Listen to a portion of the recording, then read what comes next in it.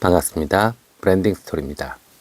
오늘은 여러분들과 함께 조던 피터스처럼 말하기 세 번째 시간 스토리텔링, 이야기를 통해서 사람의 마음을 움직이는 말하기법에 대해서 알아보도록 하겠습니다.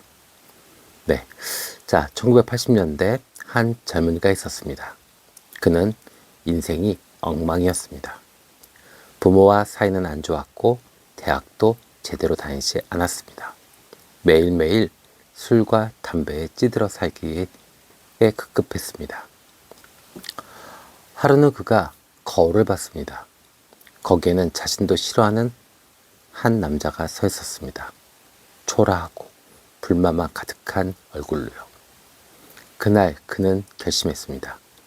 이대로 살 수는 없다. 네, 예상되시나요? 그 남자는 바로 하버드 대학 교수인 조던 피터슨 교수였습니다. 이렇게 조던 피터슨은 자신의 어떤 실패담, 자신의 어떤 경험을 가감없이 솔직하게 강연에서 많은 이야기를 합니다. 논리만으로는 사람을 설득할 수는 없습니다. 네, 사람은 이성과 논리보다는 이야기를 잘 기억합니다. 오늘은 여러분이 어떻게 강력한 스토리를 만들어서 강연을 더욱 감동적으로 만들 수 있는지에 대해서 알아보도록 하겠습니다. 자, 그러면 스토리텔링이 왜 중요한지를 알아봐야겠죠? 네, 우리는 논리적 구조를 저번 주에 배웠습니다. 그렇죠? 그러나 논리만으로는 청중의 마음을 움직일 수 없습니다. 우리가 수업을 들어도 그렇잖아요. 정말 필요하고 나한테 유익한 건데 재미가 없잖아요. 그죠? 수업을 계속 이렇게 논리, 지식에 전달만 한다면 그 강사는 별로 그렇게 유능한 강사가 아닐 겁니다. 중간중간에 자신의 경험도 이야기하고 또 어떤 이 스토리텔링을 통해서 동기도 부여해주고 이렇게 해야 좋은 강사가 되는 겁니다. 그래서 강사도 마찬가지고 수업도 마찬가지지만 이 강연도 마찬가지입니다. 그래서 설득이 아니라 청중을 이끌어내야 하는데 여기서 중요한 것이 공감입니다. 그 공감은 결국 스토리에서 나오게 되죠. 맞죠? 네. 그래서 스토리텔링이 왜 중요하냐? 첫 번째는 기억에 오래 남습니다. 정보, 지식은 생각보다 쉽게 잊혀질 수 있습니다. 그러나 이야기는 생각보다 오래 기억되죠. 두 번째는 공감을 형성합니다. 청중이 나도 그럴 때가 있었어. 나도 한번 해봐야겠다. 이렇게 공감하는 순간 강연의 힘은 더욱 강력해지죠. 감정을 이끌어낼 수 있죠. 맞죠? 감정이 동반될 때 우리 사람들은 결국 행동으로 이어지게 됩니다.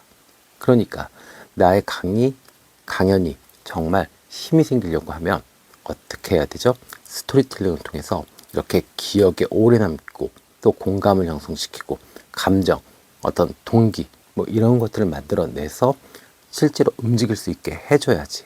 그래야 이 강연이 힘이 생기고 내가 강사로서 강연가로서 어떤 활약을 할 수 있는 계기가 만들어지게 되는 겁니다. 단지 내가 어떤 전문 지식, 오랫동안 지식과 경험을 통해서 쌓은 전문 지식이 있다. 그래서 그것만으로는 안 됩니다. 중간중간에 이렇게 자신의 어떤 스토리텔링을 넣어주셔야지, 그래야지 강의에 힘이 생깁니다.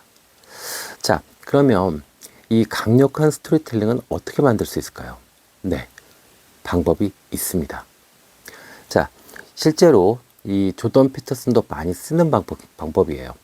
첫 번째는 고통의 순간을 제시합니다. 자, 예를 들어서 이렇게 이야기하죠. 우리는 인생에서 길을 잃고 있습니다. 이러면 어때요? 조금 문제의식과 고통, 뭔가 좀 답답함 이런 게 느껴지시죠? 자, 그 다음에는 어떻게 해야 되죠? 해결책을 찾는 과정을 보여줘야 되죠. 그러던 어느 날 그는 결심했다. 책임을 지기로. 네, 조던 피터슨은 책임에 대해서 상당히 많이 강조합니다. 그래서 정치적인 어떤 입장도 좌파보다는 우파 쪽이 좀 가깝죠. 그래서 그것에 대해서 좀 비난도 많이 받지만 그는 성인이라면 스스로 책임지는 것에 대해 두려워하지 말라라고 많이 이야기를 합니다.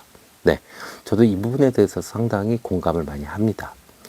자, 그러면 이제 세 번째입니다. 변화와 교훈이죠. 네. 자, 그래서 조던 피터슨의 방식으로 이렇게 변화와 교훈을 이야기한다면, 그리고 저는 삶을 바꿨습니다. 그리고 저는 지금 이 자리에서 여러분들에게 강연을 하고 있습니다. 이렇게 바꾸는 거죠. 아까 1980년대 한 젊은이, 술과 담배에 찌들어 살던 그 젊은이가 이제는 세계적인 멘토가 됐습니다. 그죠? 네, 이렇게 변화와 교훈을 주고, 그 다음에 어떤 감동을 주고, 어떤 동기를 부여할 수 있게 이렇게 스토리텔링을 구성할 수 있는 거죠. 자, 이 방식은 그냥 단순한 자기 자랑을 하는 성공담이 아니라 고통을 극복하는 이야기에 초점을 맞춥니다. 그러면 이것은 분명히 공감과 동기부여를 만들 수 있습니다. 그래서 여러분들 중에 저에게 이렇게 가끔씩 물어보시는 분들이 계세요. 내세울 게 없는데 뭔가 도움을 주고 싶은데 근데 내가 강연가로서 활약을 할 수 있겠냐? 네, 가능합니다.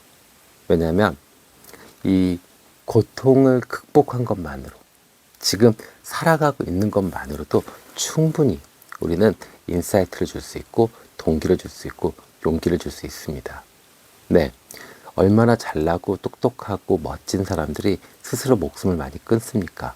근데 우리 힘들고 고난의 시기를 어쨌든 간에 버티고 또 잘 견뎌서 이 나이까지 왔습니다. 그것만으로도 충분히 네, 타인에게 이야기거리를 줄 수 있는 겁니다.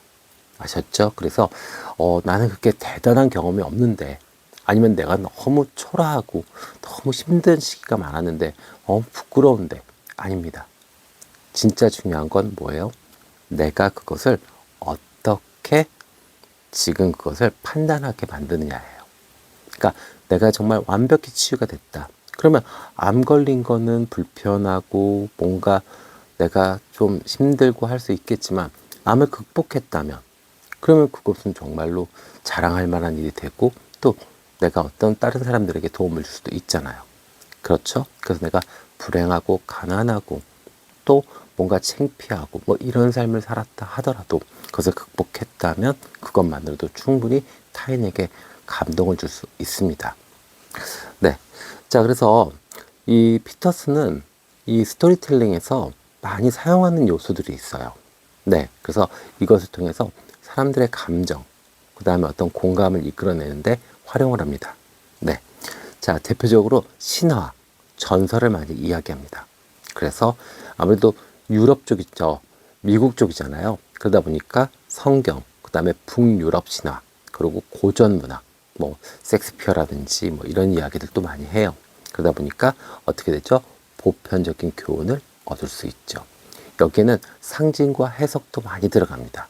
네, 어떤 상징적인 것을 딱 이야기하고 그것에 대해서 어떻게 해석하는지 서로 의견도 이야기하고 또 자신의 의견도 이야기하고 뭐 이렇게도 많이 이야기를 합니다.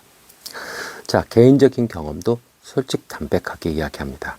그래서 자신의 실패담을 숨기지 않고 솔직하게 이야기하는 그런 특성을 갖고 있죠. 그래서 여러분들도 자신의 삶, 부끄러웠던 삶, 뭐 창피했던 거, 힘들었던 그런 삶들을 다시 한번 돌아보시고 관조해 보시고 극복해 보세요. 그러면 분명히 멋진 서사가 만들어질 겁니다. 네. 자, 세 번째는요, 감정을 아주 격정적으로, 그죠? 극적인 표현을 써서 그것을 전달합니다. 그럼 어떻게 되죠? 청중들이 몰입하겠죠. 맞죠? 그래서 대표적으로 이 피터슨 교수가 많이 쓰는 상징은 이런 게 있습니다. 네. 드래곤을 물리쳐라. 이렇게 이야기합니다. 그래서 드래곤 뭐죠? 네.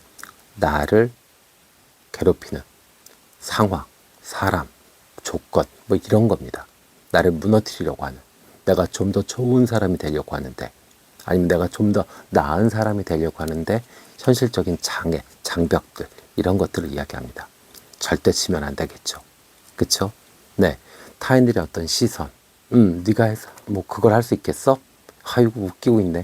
뭐 이런 것들도 드래곤이 됩니다. 절대 치면 안 됩니다.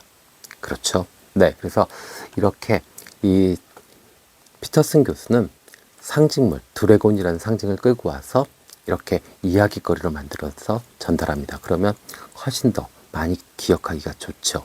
그냥 생각을 할 때 어때요? 내 부모가 나를 무시하고 멸시한다. 그런데 피터슨 교수가 이야기했는데 그게 떠올랐어요. 아, 우리 부모가 내 인생에는 드래곤이구나. 그럼 어떻게 되죠? 아, 지면 안 되겠어. 그들이 예상한 대로 내가 찌질하고 한심하게 살면 안 되겠어. 이렇게 될 수도 있죠. 모든 부모가 다 자식을 사랑으로 키우는 건 아니니까요. 맞죠? 네. 자, 그래서 실습을 좀 준비해 보세요. 그래서 자신이 어려움을 겪었던 일들, 또 그것을 극복했던 경험들을 2분짜리 스토리로 한번 만들어 보세요. 네. 그리고 여기에 스토리텔링 기법, 그러니까 고통을 제시하고 또 이것을 해결책을 찾는 과정, 그 다음에 변화의 순간, 이렇게 구조를 적용해 보세요.